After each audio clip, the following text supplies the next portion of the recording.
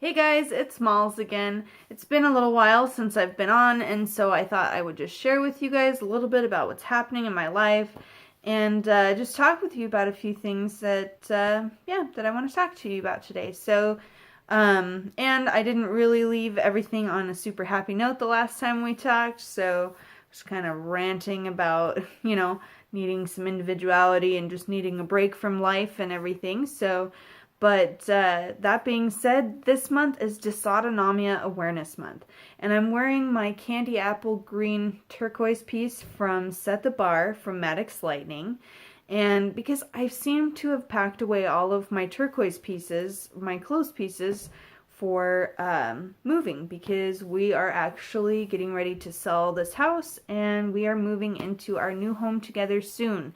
So more updates when all of that is all done and we're all settled. And then I'll have more reviews and stuff for you. So I will be introducing something called Scrundies and Scrundlewear, I think is what it's called. And let me tell you, these are the most amazingly comfortable pair of underwear I have ever worn. So we're going to be talking about underwear because I'm cool like that. But I wanted to share a little bit with you guys today about dysautonomia and just talk to you a little bit more about zero waste stuff and just kind of, I don't know, just fill you in on what's happening in my life. So basically, I suffer from dysautonomia and Ehlers-Danlos syndrome. And dysautonomia is where everything automatic in your body doesn't really want to work. It doesn't really want to be automatic. And so I take medication to control my heart rate so I don't have an extremely fast heart rate. And sometimes I take medication for low blood pressure because my body can't regulate my blood pressure. Sometimes my body can't regulate its temperature and stuff, so during the summertime it can actually become extremely dangerous for me to be outside if it's really hot because my body can't control its body temperature. So I can have like heat stroke fairly quickly. So I have to be really cautious while doing stuff like that. So and the same for wintertime. My body always runs a little bit cooler in the winter and it's just, yeah. But yeah, body temperature, like just think of things like automatic, like digestion and all sorts of stuff like that. So basically, it's Dysautonomia Awareness Month. So I'll leave everything like that in the description box below if you're interested in finding out more about it. And yeah, so moving on to talk more about zero waste. I've heard a lot of my friends comment to me lately that they just feel like zero waste is so overwhelming that they just couldn't possibly get rid of the things that they absolutely love, which I feel like there might have been a confusion about zero waste and maybe some of the things people have been reading or maybe some of the things I've been saying. I'm not sure, but I don't want people to feel like you just have to absolutely get rid of certain things that you absolutely love. That's not really what this movement is all about. And I feel like people try to just like, they look at their lives and they're like, oh my gosh, I have so much plastic and so much waste in my life. And I think they become overwhelmed and they feel like they have to change everything all at once.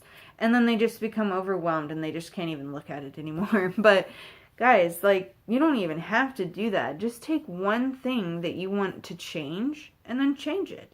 And if you don't like the change that you made, change it again. And I mean, it might take you a while to get things figured out the way that you like it, but I mean, that's it. That's the way it is for everything new that you're trying. So, don't be overwhelmed. If you can't get rid of like your favorite makeup brand yet and whatever, you don't want to go eco-friendly makeup, whatever, okay, can you change to unpaper towels or maybe, switch your shopping bags to being like canvas totes or, reusable bags and stuff like that? Can you make that kind of change? Or you also don't have to just be like, oh yeah, I'm not going to use my plastic stuff anymore and I'm going to go out and buy a brand new set. That's really not how zero waste works. Like, so you don't have to go to the store and buy brand new things if you don't already have the things that you need. Maybe like you need a blender or something and you're like, I don't have the money to go buy a blender to make my own almond milk, Molly. Okay, well, how about the next best thing of like, not even the next best thing. I feel like this is the best thing. This is the first thing you should start out with, is looking on the internet, looking on Letgo and the Facebook market and thrift stores and stuff like that. You can actually find really good reused and repurposed items on Craigslist and all sorts of stuff like that. So don't be overwhelmed with like, well, I only have so much of a budget and stuff like that. Don't be overwhelmed. And if you can't start out with that right away, save money where you can. Like, make switches where it's actually saving you money and it's more cost effective. And maybe later on down the road, you can afford to actually buy that piece that you wanted. Maybe you want to buy a blender in the future, but you don't have $20 to buy a blender with, which is actually not out of like the question. Most of us don't have money that we can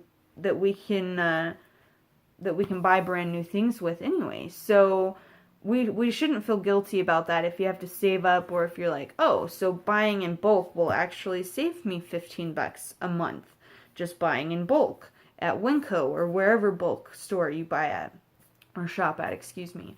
So it doesn't have to be that big of a feat that you have to tackle. So that being said, if you make certain switches like laundry detergent switches and it's actually saving you money over time, you can afford to buy a blender off of Letgo that's been, and repurpose it and reuse it and stuff like that. So you can actually find really decent things off of the internet. So don't be discouraged. Don't feel like you have to go out and buy absolutely brand new things. Like, yeah, don't be worried about that kind of stuff. Just take a deep breath and make the switches where you can. And if there's something that you absolutely love that you do for yourself, that you're just like, I'm not willing to part with that.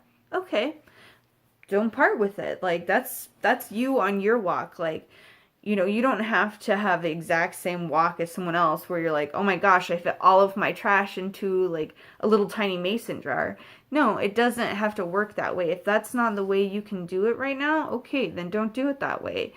Do what you can, because you're still going to be contributing to less waste and less toxic things for our environment to have to overcome, and for you to have to overcome in your environment. Because I don't think what people realize is that this is our environment that we're killing. Like, we need this environment to live. So yeah, it's just really confusing to me. But that being said, don't let zero waste become a huge issue for you to where you just feel overwhelmed. If you can only make small changes at a time, then just find the changes that you're comfortable with first and then make those changes. So you don't have to switch to cloth and cup right away. If you're not completely comfortable with that, then, maybe switch something into your home, like going to bulk shopping, or just switch your grocery bags to reusable totes. You don't have to just jump straight into something if you don't feel comfortable with it, because if you don't, at least feel comfortable, and you're not at least, thinking about it, or at least trying to make a switch, then it's not going to work out for you, and you're just going to end up feeling stressed out about it. And that's really not what this is meant for. It's actually really stress relieving, because you're getting rid of a lot of cost and waste in your life, and so there's a lot less clutter in your life and everything like that. So yeah, just don't freak out. Just do what you can, and if that's small things for now, then just do small things. And over time, you'll realize like half of your house is eco-friendly now, and it just feels like you started yesterday. So I remember when we were first deciding about unpaper towels, and I really wasn't sure. I didn't want to buy them off of Etsy and stuff, so I just made them at home, and they were the ugliest little things ever. But all my friends and family were like, oh, they're so pretty, and I'm like, come on, guys. Like, this is one of my first sewing projects by myself. They're ugly as sin. But anyway, I love them to death. And I display them proudly because we don't have to use paper towels ever. But I remember when we first were talking about making that switch, we were both like, what?